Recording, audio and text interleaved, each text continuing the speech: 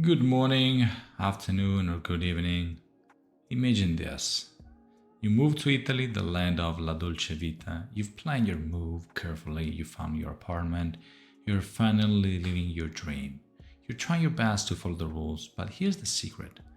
A single innocent mistake can turn your dream upside down. Because in Italy, the line between a honest mistake and an illegal omission is thinner than a strand of spaghetti.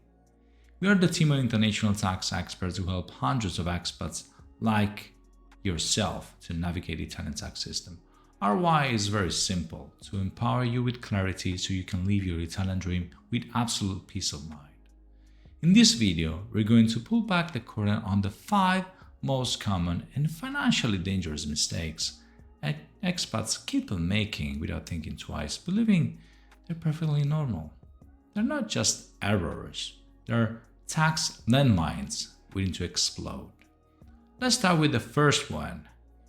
I'm only staying for a little bit. The tax residency trap.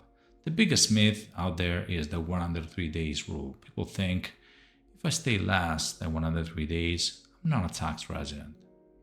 Well, tax residency is about where your life is centered. If you're registered with the local Italian registry, the anagrafe, for any part of the year, or if your primary home and business interests, your domicile, are in Italy for more than half of the year, you are a tax resident for the entire year.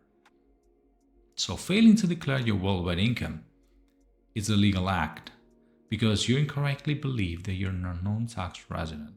Let's take Anna, a remote worker who moves to Florence in September. She doesn't cancel her residency in her home country and thinks she'll only be a tax resident starting from, 2025 onwards.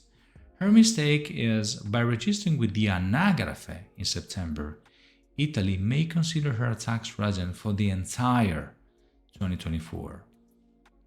So, what's the cost of that? Anna earns $60,000 globally from January to December 2024. She only reports her Italian rental income of $5,000. Indeed, the Italian Residency discovers her undeclared global income.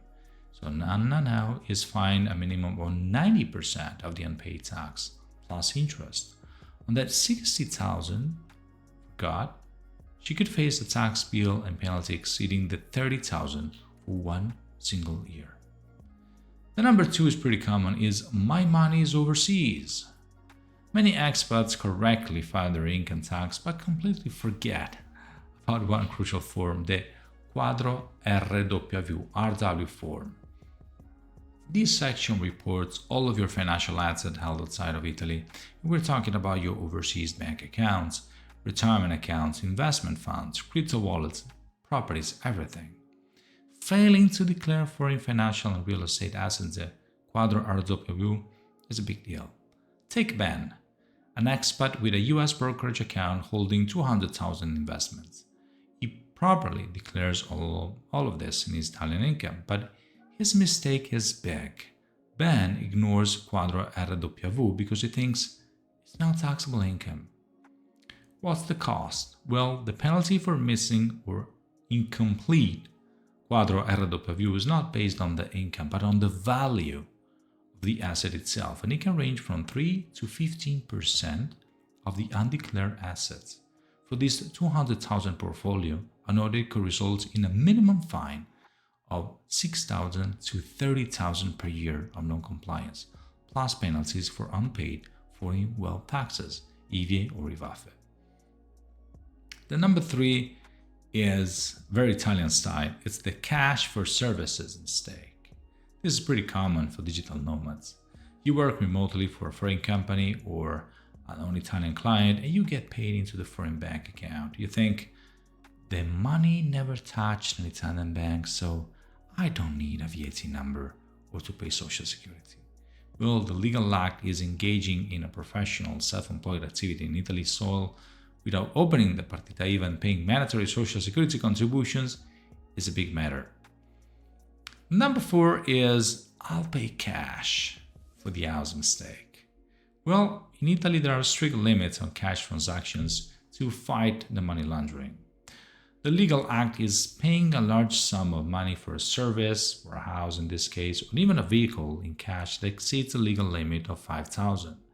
This limit may change year by year, but as for the script, but it's often set to a few thousands of euros.